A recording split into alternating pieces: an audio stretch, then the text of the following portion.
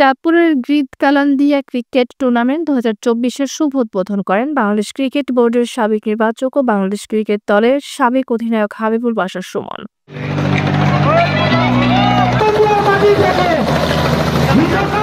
সোমবার চাঁদপুরের ফরিদগঞ্জ উপজেলায় গ্রিড-কালান্দিয়া ক্রিকেট টুর্নামেন্ট ২০২৪-এর উদ্বোধনী অনুষ্ঠানে বাংলাদেশ ক্রিকেট বোর্ডের পরিচালক ও বাংলাদেশ ক্রিকেট দলের সাবেক অধিনায়ক হাবিবুল বাশার সুমন হেলিকপ্টার যোগে গ্রিড-কালান্দিয়া মাঠে উপস্থিত হয়ে টুর্নামেন্টের উদ্বোধন করেন।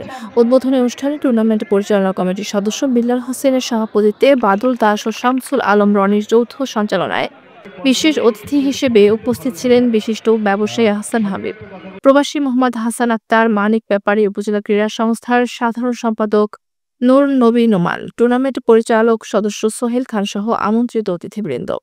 মোট ১২টি দলের অংশগ্রহণে আয়োজিত টুর্নামেন্টের উদ্বোধনী ম্যাচে মুখোমুখি হয় গত আসরের চ্যাম্পিয়ন শিশিরবিন্দু ক্রিকেট একাদশ বনাম বাল্টা ক্রিকেট একাদশ।